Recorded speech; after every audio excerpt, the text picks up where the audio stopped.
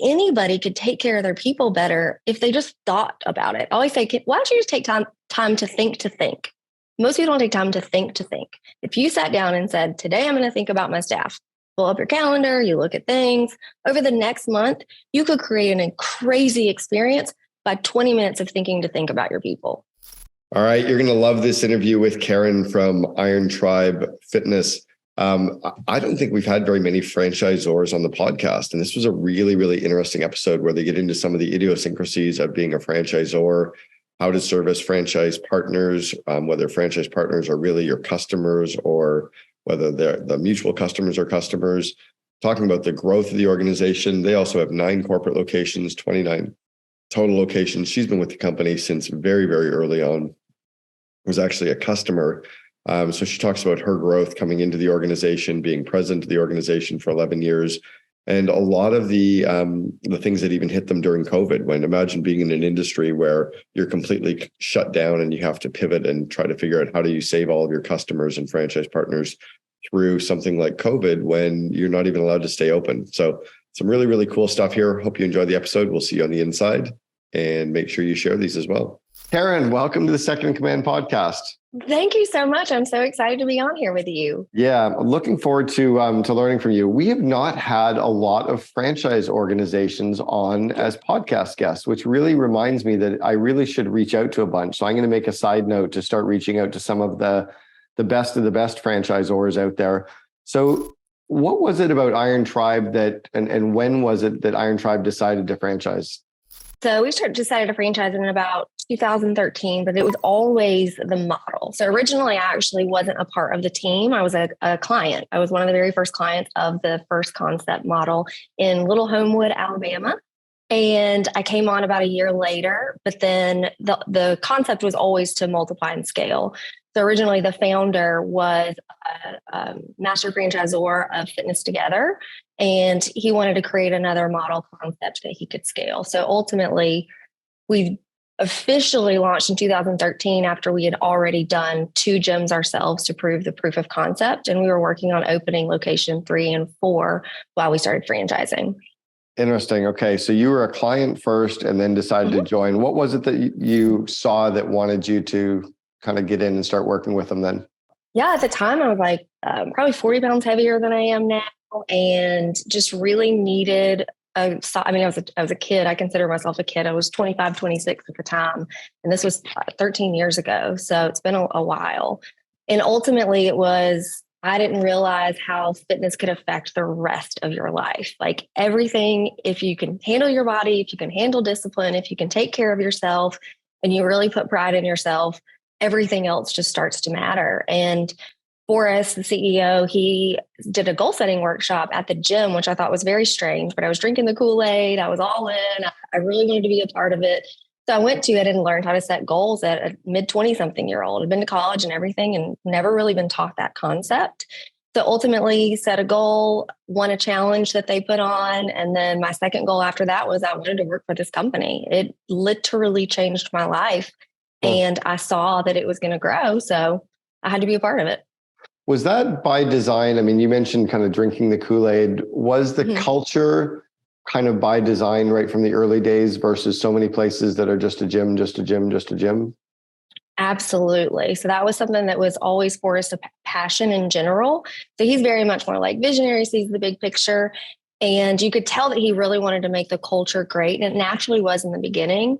But then also we needed to make certain that the staff was being taken care of, that the bigger we got, that all of that continued. But his biggest thing is in fitness, most people trade time for money. So you've got your personal trainer. If you don't show up, you don't get paid, all of that. And he was that for quite a few years in his earlier days, and realized he wanted to be able to support a family. So the vision of the company is to create careers in fitness. So everybody with us is salary, they're taken care of, they get 401ks, all of that, versus just only hiring, young kids out of school and hoping to keep them for a year or two. We have coaches that have been with us for over 10 years, still coaching, and we're able to take their kids to Disney and put braces on their kids and really treat it like a true career, which is fun. Interesting. And that really reduces the turnover of the employees as well then. Oh my goodness. Yes, absolutely. Especially somebody with a passion for fitness. They can't go anywhere else and get a job or, a career the way that we can provide. So what's changed in the organization? You've been there for about 11 years and you're now at 29 locations covering about 9 states. What's changed in the organization kind of since the 2 locations to the 29? Gosh, so much. We've made so many mistakes and we've also had so many successes. So a lot of the changes, we've changed our actual model in itself, but then from franchising, creating that culture, both internal, and I know a lot of people had to do it during COVID, but create a remote culture where people just aren't with you all the time. That's a very complex thing to do that I would still take any tips if you have tips on that. But we definitely try to intentionally work towards, we have all, locations throughout, and some of them can have 1 or 2 locations. And then others have, like our Nashville locations have 5 within each other. They're able to create a team environment, but from the franchisor trying to create that culture has definitely been a challenge, but one thing that I think we're getting a lot better at as we continue to grow. Sorry, do you have 29 franchisees with multiple locations, or do you have 29 locations from? We have 29 locations total. So we actually corporately own 9. So there's 20 franchise gyms. Okay. And then 9 of those are ours. Got it. Okay. And how many franchisees make up the other 20 then? I believe it's 13. Okay. Interesting spot. Okay. Keep going. Yep. So ultimately over the years, things that have changed, we've changed our model in different areas, sometimes mostly to fit people. And we've done some really good things with that. And we've done some poor things, meaning sometimes when people have really good skill sets, you really, really want to make, right seat, right bus. Or right people, right bus. So sometimes we have the right people, we try to fit a position for them and it hasn't worked. And sometimes it has, but in doing that, it changes our model because we're selling a model. We're just not in a corporate office where you can pivot. Yeah. So making any big change like that changes our business tremendously over time. Right now we're in a good spot where we finally made a decision that this is our model. This is what we're selling. This is what we're doing. We've done that for about 3 years. And we think, I don't believe in perfect, but I do believe that we're at a place that is extremely scalable.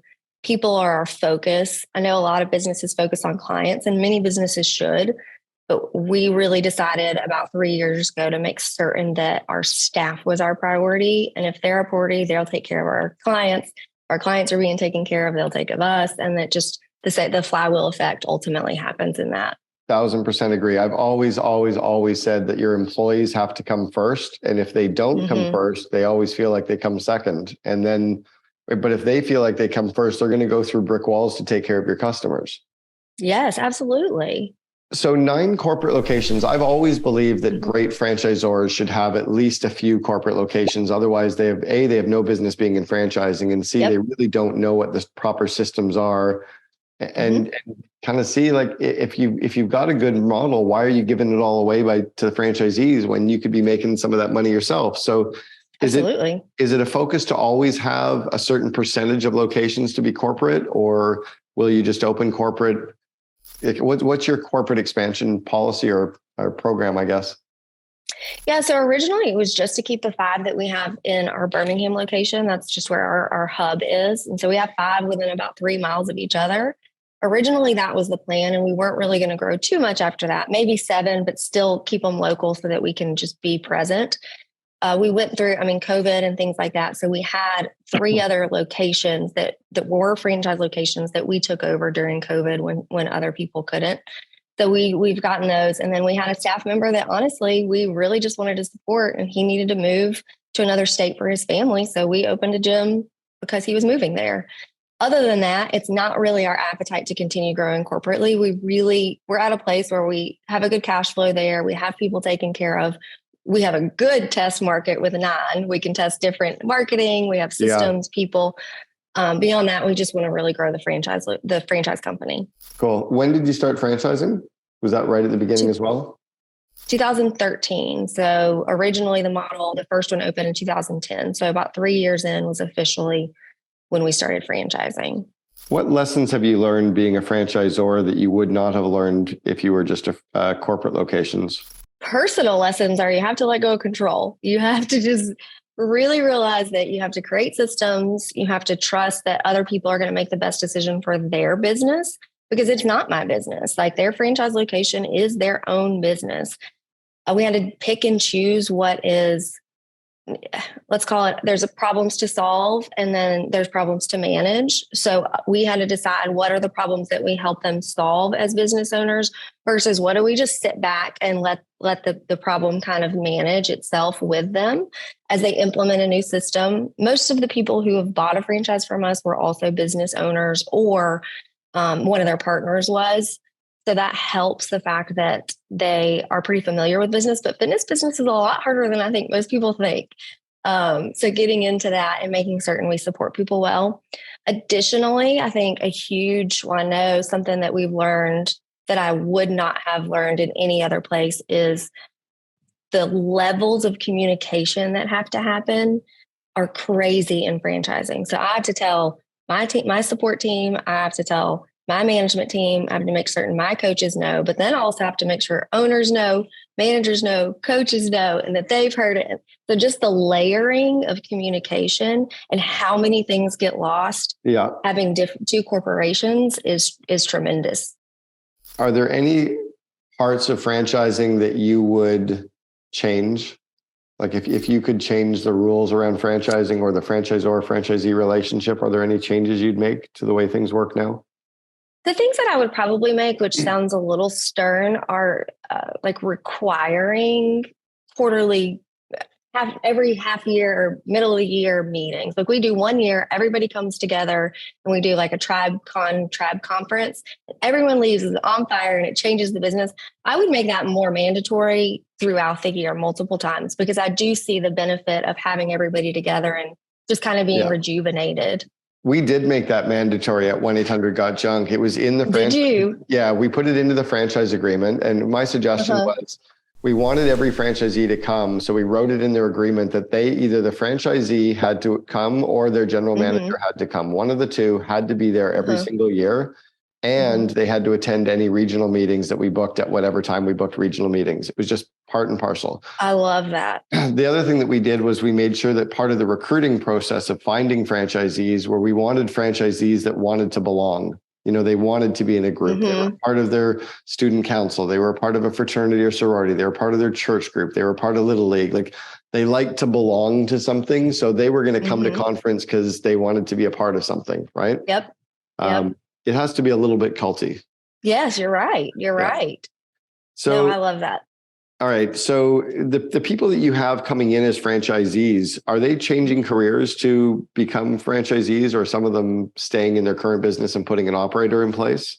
Most of them right now that are coming in are staying in their current business and putting more of a partner operator. So small percentage equity in the gym. We found that if you really are running the gym, and you're at a franchise location, they need to have a potential upside to that because it's very, we run a small model. Our gyms have 3 full-time staff and that's about it. So someone needs to act like they own the gym if they don't actually own the gym. Yeah, agreed for sure. Talk about COVID for a second. It's funny when you mentioned COVID, I'm like, oh my gosh, I forgot about that. COVID must have really hit your industry hard, or in some states worse than others, probably, right? So there was 47% of gyms closed down, and I think that ended up shaking out about 37% closed for real. And all of us had to close for an extended period of time. So fortunately, this is where I know we joke that visionaries assume, visionaries integrator. We joke that visionaries can like be the mad scientist and crazy, but Forrest made one of the best decisions during that period. And he just knocked out walls in our corporate office and created what we call Zoom room. We recorded videos. We went live. I mean, we decided that we were just going to serve the clients.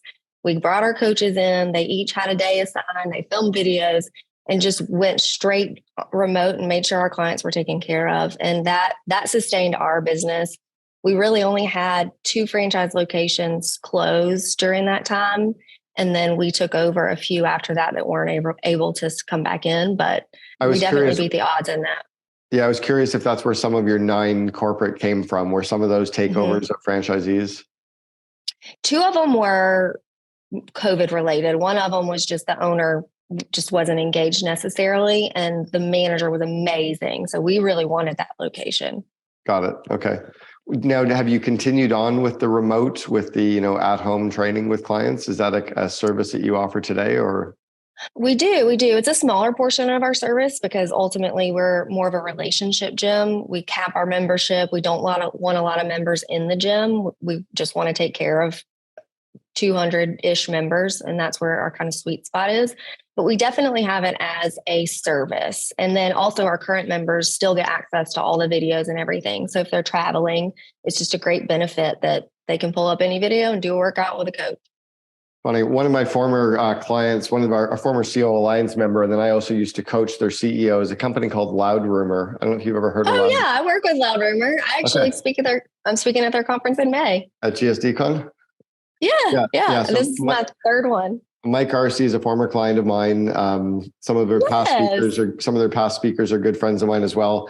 But yeah, Mike's. Oh, fun. So I was thinking about marketing for gyms, and what do you think most gyms are doing wrong when it comes down to marketing? Because according to Mike, it seems like it's fairly formulaic. Like if you do the right shit, and I'm also another former client of mine is Alex Ramosi. Alex and Leila used to come to my culture events before they were doing. This was like 8 years ago. They were clients of mine. So we were clients of Alex. Yeah, marketing just works, right? So what is it that most gyms are doing wrong, and what are you guys doing marketing wise that works? And you can plug Loud Rumor and Alex. Yeah, I mean, we've learned everything from a ton of different people. I love the Hormozis, follow everything that they do. And then obviously we're still a client of Loud Rumor, and they're amazing. I think the majority of things that people do incorrect in the fitness industry is they don't spend enough on marketing. And I'm not saying that there's always a perfect ROI on your marketing spend, but most people don't spend enough on it. And they take for granted that a lot of it, while it is direct ask, a lot of it is awareness. You just need to be the best known, not necessarily the best, right? So making certain that you're always front of mind. I think that people don't take enough time to build their content. So even though you can put ads out there, you've got to get them. Do you know how many gyms I've talked to that don't keep a list? Like they don't have their prospects that had a list. They don't have their past information. They only have their current clients' information in a system. And we think there's so much gold in an email list. I'm sure you do as well. For sure. So definitely not spending enough, not keeping a list, and then making certain that you're constantly, we do jab, jab, punch. So like give something, then ask. Give something, then ask. So just really being intentional. Like, how do you like to buy? And thinking through that and making certain that we're not being crazy, annoying people, and we're really treating it like a luxury experience to be able to come through and buy from us. And we really care. Yeah. I love that you actually understand the value of kind of the coaching and the masterminds as well, and being a part of those kind of industry events too. FitBody is another client, a former client of mine, FitBody Bootcamp. I used to coach them.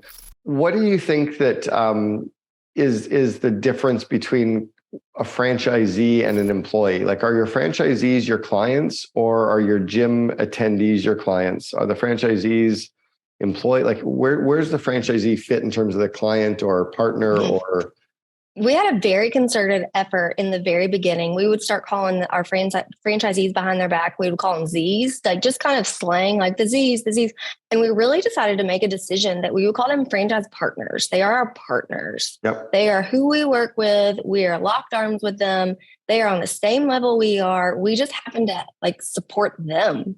So I put myself below our franchise partners personally, because if they're not happy, the business isn't going to run well. And it's that whole cyclical thing again. So yeah, they're our partners. That was exactly what we called them at 1-800-GOT-JUNK. We called them our franchise partners. And then I tried to get the team to visualize the org chart upside down, with the CEO at the bottom, supporting the C-level, supporting the managers, supporting the employees, supporting the customers, almost like an inverted pyramid. And then if everybody can see the vivid vision, so do your franchisees or franchise partners, do they see that? Or how do you get them to see that you're their partners versus that, they're your clients? Because sometimes they feel like, we work for them, or we're supposed to be. How do you get them to understand the relationship? Ultimately, I think the best part is we did a really bad job at it at the beginning. So I know when you say like we're humble, but we had to just humble ourselves and just say, hey, listen, we've messed up here, here, and here.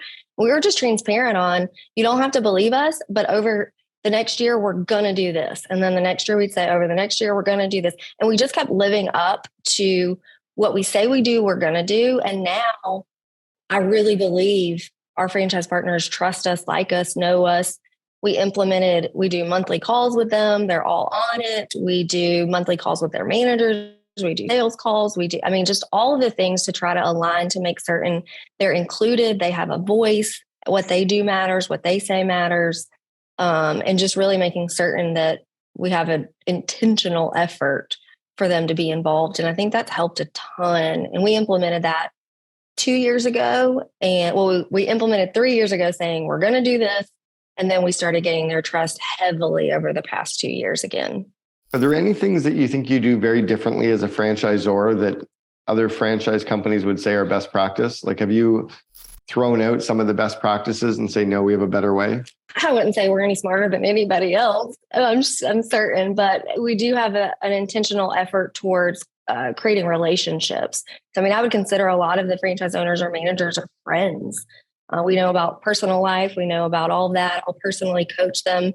I have a girl right now and we're making certain that we have a protein shake a day and that we aren't having alcohol more than once a week right now. And we're working out. We really we're doing life together. And I think that makes a big difference in going through business together as well. That's cool. Does Iron Tribe have coaching as part of its model as well, or is it just on the fitness side? Do you have any other products and services that you're also selling? Selling to the clients? Yeah.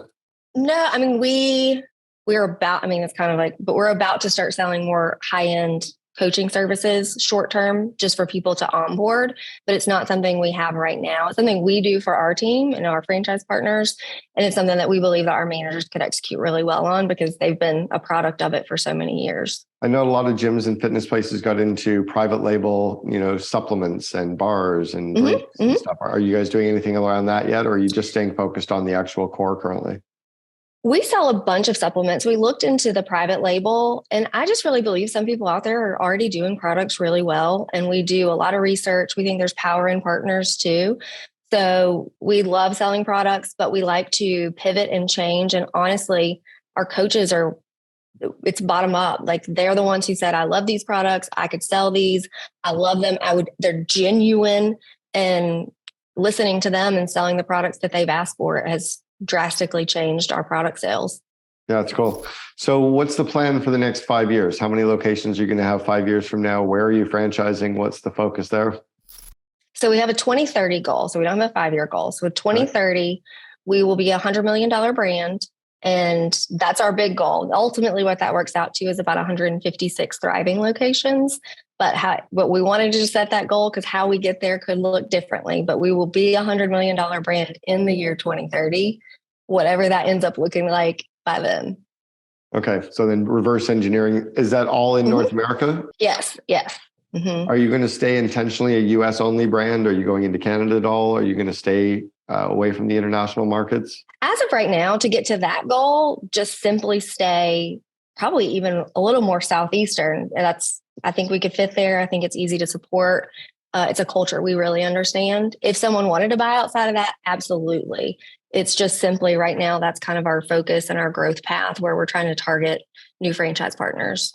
All right. So you've been with the company now for 11 years. I'm sure that it has always been easy, right? Always. It's the easiest thing I've ever done in my life. I've never tried to quit. What have the struggles been for you over the years? Some of it's just growth struggles. Again, I started basically as a little girl and grew into who I am now. And I'm sure I'll say that again in 12 years. But the struggles have even been, so I think perception of how I'm perceived is often a concern of mine. Not necessarily that I care what people think, but I want to be understood. And so that's played off in the business of I'm a behind the scenes person and always have been and enjoy it. I love that the CEO can be front of the scenes. I love being the helper. That's my skill set. I'm good at caring for people. I'm good at hard conversations. I'm good at doing either of that. We've always said that Forrest, paints the walls and I paint the corners. Like I make certain that everything is in place. People are taken care of, ducks are in a row, all of that. And I also have a team that helps me do that because I'm not great at details at this point. But at the end of the day, ultimately, the hardest things have been Forrest and I getting on the same page, visionary integrator, and being able to get to the place. So I think there's a lot of people out there who are great visionaries and a lot of people who are great integrators, but they may not work well together. Yeah. And so us deciding or realizing that we had good chemistry as just coworkers and we're able to tell each other when you have a bad idea, tell each other when, something you did was stupid, or I can go to him real quick and say, hey, I really need you to call this employee and give them a pep talk. So creating that relationship, we've had downsides of it, obviously, but I think that's the biggest learning curve I've had in how hard the business can be, is making certain that you have someone that you trust in the company, that you can go behind closed doors, you can work out hard problems. We bring in coaches all the time if him and I aren't communicating well, almost like a married couple, where if we need somebody to step in and help us, we do it for the business. So if we need someone in the middle, someone's coming in and we're going to figure it out together. We have had a very, very high-powered marriage counselor. She's a marriage counselor to a lot of the Wall Street power executives. She's come and spoken to the COO Alliance twice. She's speaking at one of our COO Alliance events again this coming May. Her name is Dr. Patty Ann Tublin, but she basically does marriage counseling for CEOs and COOs and really helps them understand that dynamic. I'm going to drop in the chat just for you, but take a look at the last third of the last third of my newest book, The Second in Command, is all about the relationship between the CEO and COO and how to continue to build those strong relationships. So awesome. You mentioned the visionary integrator a few times. So do you follow the traction EOS model? We do a little more loosely than it's laid out. We have a sort of an EOS coach that comes in and helps us. He's not directly with EOS, but definitely same principles. Okay. And has that been helpful for you? Oh, it's super helpful. It's more helpful in the fact of it's easy to teach to other people because we want it to be able to scale. Again, like I said, we have the complication of a corporate team and then a franchise team. And so we don't quite fit into EOS with the two different teams. So we've had to customize it a little bit. That makes sense. How about yourself in terms of your skills? What specifically have you had to work on over the years for you to continue to grow as president of the company? It's funny. I'm a very naturally confident person. And I know that's not necessarily skill, but being able to be okay being in front of people confident. Like I'm confident, like I can do anything. You can give it to me. I'll knock it out. I'll take care of it. I'll take care of people. But one of the things that my team, so we have two people on the leadership team, Forrest and then a guy named Kyle, that they have really pushed me to figure out is the skill of being confident about my confidence. So getting on podcasts, talking on stage, be like really stepping out there and talking about it and telling people versus I'll sit in my office all day and have meetings with people and never act like I'm a leader ever. So trying to figure out that skill set to come in front of people and be proud of who I am and what we do. As I know that's not, but it is when you want to grow a brand and you want to help people. And it sounds like, oh, poor Karen, you have to go talk on stage. No, not at all. I don't really want to. Like I like working in my business. But it's probably one of the core skills that we work with our COO Alliance members on is the imposter syndrome and getting rid of the imposter syndrome and building them up so that they feel the confidence in the day-to-day, confidence to lead their teams, lead themselves, lead their CEO, lead suppliers. And there's this weird thing of like, because every day the company gets to be the biggest thing we've ever built, you have to keep working on that confidence. So no, I totally get it. It makes sense. Yeah. Well, and the whole thing from, I mean, in any early company, you're a doer. You do the job, you work on the job, you always go through it. Even if you're not doing all of it, and then all of a sudden you become a leader and you almost do nothing but lead people. Like, I don't accomplish anything in my day. I don't write a new system. I don't get, like I get home and I'm like, well, I talked to 12 people today. Yeah. Even that mindset shift is like, this is so different. You're never achieved. You haven't reached it. It's just a funny concept to make that transition. It's bizarre. Our job as leaders is to grow people, not to do work. Which is, yeah, it's a very weird feeling for sure. Talk about the people side of the business. I know that it's a strength of yours and it's a real passion for yours. So give us some of your beliefs around the people side of the business and some of your focuses around people and leveraging people. Yeah. So ultimately with our flywheel being, we want to create careers in fitness. That's where it starts. But my natural passion is, again, back to the doers versus leaders, is I had to tell myself people are more important than tasks. And when I started to realize how much more important people are than tasks, and how much it changes our business to invest in people, it tremendously changed my life. It changed other people's lives. I mean, especially in fitness, it's so hard to have a career in fitness. So to be so rewarding with, I have staff that can make six figures in a fitness business, and they're just but they're an employee, right? They don't have the responsibilities of all of that. So it's really important. I'm a big wow type person. Like I'm like patting myself on the back. I'm a naturally thoughtful person, and I'm trying to figure out how to make certain that that's something that people learn from as well. So constantly I'm like, oh, it's their birthday, or, oh, they got their haircut, call ahead and pay for it. Or, oh, they did that. So ultimately those little things, I even put it on the calendar. I put it on the calendar for my franchise partners to even see, pay attention to your staff this week. Could you handwrite them a note? Could you do this? All the little things that I think people think, oh, I'm not natural at it. I'm not either. It's just on my calendar. And I think anybody could take care of their people better if they just thought about it. I always say, why don't you just take time to think? Most people don't take time to think.